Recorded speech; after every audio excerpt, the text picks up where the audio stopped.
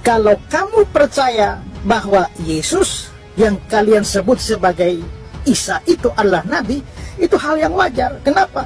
Karena Yesus atau Isa itu tercatat di dalam kitab suci kalian atau Al-Quran.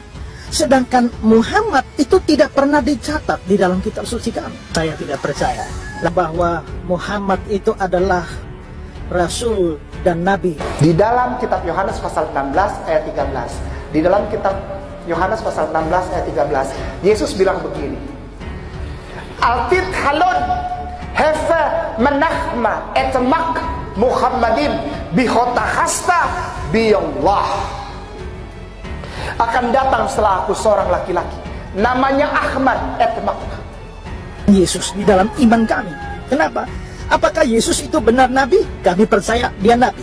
Apakah Yesus guru? Kami percaya dia guru. Apakah dia imam? Kami percaya dia imam juga. Tapi itu belum cukup. Kami juga percaya dia adalah Tuhan dan Allah sendiri yang nanti menjelma menjadi manusia. Dia tidak pernah jadi Tuhan, dan dia tidak pernah dia jadi anak Tuhan. Tidak pernah.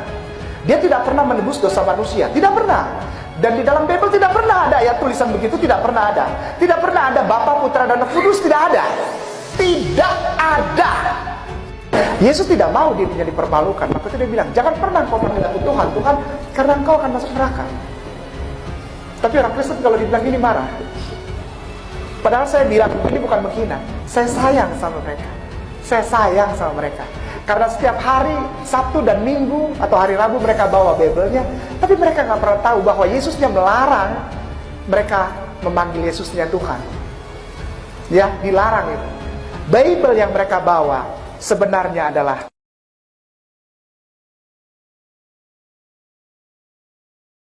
saya bukan cuma bicara sebagai pelayan, mantan pelayan gereja. Saya tersertifikasi. Ini bukan ria, ini bukan sombong, tapi ini pertanggungjawaban. Agar setiap orang tahu bahwa tidak boleh sembarangan ketika kita mengungkapkan sesuatu tanpa pertanggungjawaban dengan data yang valid, data yang benar, data yang tepat, data yang sah, legal. Saya tersertifikasi dan saya terakreditasi untuk menjadi seorang pelayan di rumah ibadah saudara kita tersayang, Kristen Protestan. Jadi saya belajar bolak-balik dari Haifa Yerusalem, Haifa Yerusalem. Dan ini dibayari, bukan gratis. Ini ada yang bayar, ada yang sponsor. Selesai di sana pulang. Nah ini susunannya. Selesai dari sana pertama, dari Haifa pertama, saya pulang ke Indonesia, lalu saya ditahdiskan. Diangkat, disahkan untuk menjadi pelayan di rumah Tuhan. Dan itu valid. Dan itu valid, silahkan dicek. Nah saya belajar itu. Saya bukan cuma baca, Bapak. Saya pelajari itu di tempat kitab itu ditulis. Di perjalanan yang kedua saya punya misi yang sangat penting. Ada misi, bukan cuma berangkat saja, tapi ada pesan yang saya harus bawa ke sana. Pesannya adalah cari tahu tentang siapa itu Jesus Christ. Siapa itu Yesus Kristus? Apakah dia sama dengan Isa alaihissalam yang sering digembar-gemborkan oleh umat muslimin dan muslimat sebagai nabi orang Islam? Apakah sama? Apakah dua nama ini orangnya satu? Ternyata bukan cuma dua nama orangnya satu, 3 nama orangnya satu. Yang pertama adalah Yeshua HaMashiach. Yeshua HaMashiach. Ini bahasa kampungnya dia. Beliau alaihi salam. Yeshua HaMashiach. Lalu Yesus Kristus dalam bahasa Yunani koine. Yesus Kristus. Yesus, atau orang bule bilang Jesus Christ. Jesus itu bertiga nama tapi orangnya satu. Yang ketiga adalah Isa alaihissalam. 3 nama ternyata orangnya betul satu. Dan 3 nama yang menjadi satu ini yang memberikan informasi kepada saya tentang apa? Tidak ada cara lain. Tidak ada cara lain. Sekali lagi, tidak ada cara lain di muka bumi ini. Jika engkau ingin menyatakan cintamu kepada penciptamu selain mengikuti seorang laki-laki yang bernama Etamakah Menahma Muhammad im. Lam hat lam dalat im. Muhammad im. Muhammad yang im. Im ini artinya segala kemuliaan bagi dia. Dan ini ada di dalam pelajaran yang saya pelajari. Ketika saya berangkat ke sana, selama perjalanan mencari ilmu saya minta maaf, jangan marah sama saya. Saya tidak pernah baca buku-buku Islam. Karena saya gengsi. Saya harus menjaga jarak terhadap keislaman. Karena saya bukan seorang Islam. Saya seorang yang naik mimbar di rumah ibadah Kristen Protestan. Saya nggak mau terkontaminasi. Saya tidak mau terpengaruh dengan buku-buku bacaan Islam. Nggak mau. Saya tidak mau membuat dialog atau ngobrol dengan orang Islam. Tidak mau. Nanti saya terganggu. Ya. Jadi saya jaga. Semua pengetahuan saya tentang Rasulullah Muhammad SAW saya dapat dari Bible. Sekali lagi, segala sesuatu yang menggoyang hati saya sehingga saya bergerak mengambil keputusan. Bapak Ibu jemaah yang disayangi Allah Subhanahu wa taala, susah jadi orang Islam. Serius. Ya. Kalau ngomongin duit susah. Ya. Kalau dilihat secara material, no, you cannot prove kita nggak bisa samain. Ya, berbeda. Tapi ada satu kekayaan yang tak bisa terbayar. Ketika seseorang mengucapkan La ilaha illallah Muhammad ya Rasulullah. Karena itu inti Bible. Saya menemukan dan saya mengambil keputusan, kalau saya tidak ikut ini berarti saya gila. Kenapa? Karena saya menemukan di tempatnya dan tidak ada lagi yang lebih konkret daripada hal ini. Pernyataan dari seorang laki-laki yang dulu saya anggap sebagai Tuhan dan juru selamat saya. Namanya Yeshua Hamasiah. Sampai sekarang aku masih cinta dia. Sampai sekarang aku masih mengasihi dia. Sampai sekarang nama itu masih jadi nama yang baik di dalam hatiku. Caranya gimana? Ketika aku mencintai Rasulullah Muhammad SAW, maka aku sudah otomatis mencintai laki-laki yang namanya Yeshua Hamasiah atau Jesus Christ atau Isa alaihissalam. Ketika aku mengucapkan Allahumma sholli ala Sayyidina Muhammad, maka nama itu sudah termasuk di dalamnya. Saya mencintai Isa lebih daripada sekedar jadi Kristen. Karena apa? Karena Isa, Jesus Christ, yang dulu saya kenal sebagai Tuhan Juru Selamat penebus dosa saya. Begitu saya ke sana dan saya belajar, kenyataannya lain. Beliau mengatakan melalui catatan yang sangat valid, catatan yang benar, yang tidak, ibaratnya kalau di Muslim bilang sahih, bukan sahih lagi, mutawatir mungkin ya, mutawatir. Itu nyata bahwa laki-laki itu, Jesus Christ itu bukan Tuhan dan Juru Selamat. Dia adalah seorang laki-laki Muslim. Pertama dimulai dari siapa Kristus? Kristus itu manusia yang di-anointing atau anointing apa? Bahasa. Itu bahasa gereja, bahasa Inggris tapi menjadi bahasa dasar gereja, anointed. Laki-laki yang diurapi. Diurapi itu artinya diangkat, disahkan, dibaiat, ditahbiskan untuk menjadi seorang laki-laki yang menjadi penyampai pesan Tuhan, penyampai pesan Allah. Ya, anointed, Kristus, Hamasiah, Al-Masihu. Al-Masihu itu artinya bukan juru selamat. Sampai detik ini saudaraku yang Kristen dan Katolik itu sudah banyak yang berdialog dengan saya, dan saya cuma pegang satu saja. Ketika engkau bilang Yesus itu Kristus, itu benar, itu tidak salah. Karena artinya engkau membenarkan bahwa Yesus itu Nabi. Yang pertama isinya adalah ketika Ustadz Tony menanyakan Yesus itu Islam, kenapa berani bilang Islam? Karena dia pertama adalah dia bukan Tuhan. Dia tidak pernah jadi Tuhan, dan dia tidak pernah dia jadi anak Tuhan. Tidak pernah. Dia tidak pernah menebus dosa manusia. Tidak pernah. Dan di dalam Bible tidak pernah ada ayat tulisan begitu, tidak pernah ada. Tidak pernah ada Bapa, Putra, dan Roh Kudus, tidak ada. Tidak ada. Tidak ada. Patris et Filii et Spiritus Sanctus atau Evangelicam Doctrinam Patris et Filii et Spiritus Sanctus itu tidak pernah ada. Di dalam Bible tidak pernah ada.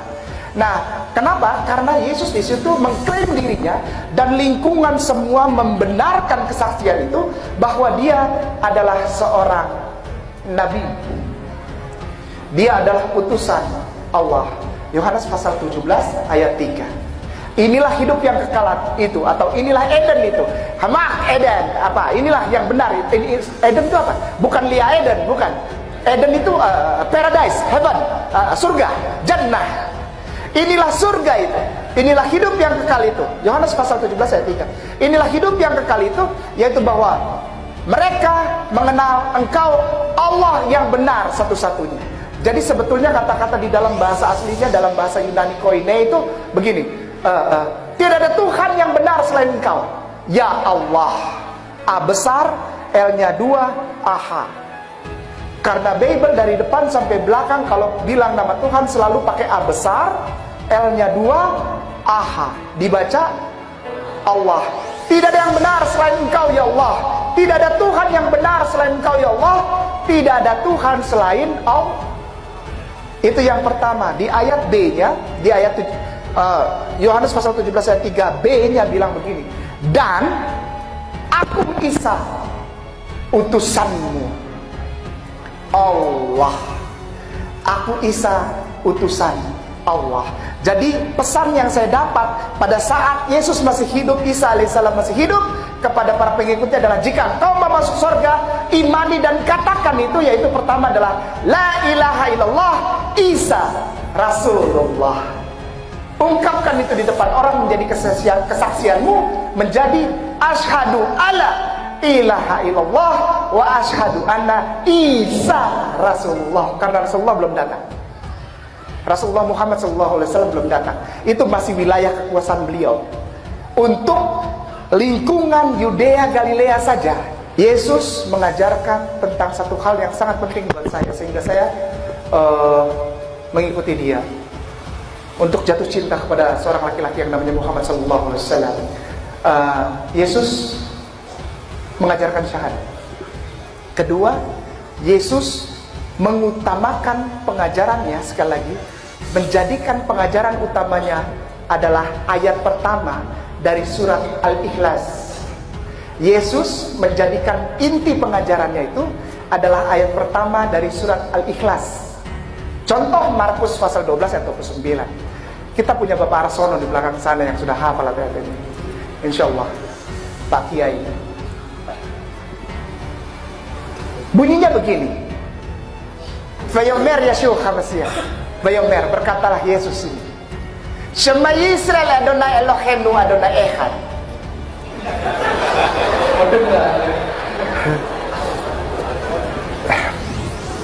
Lalu saya blok para ustadzku, para ustazahku. Saya blok kata-kata itu.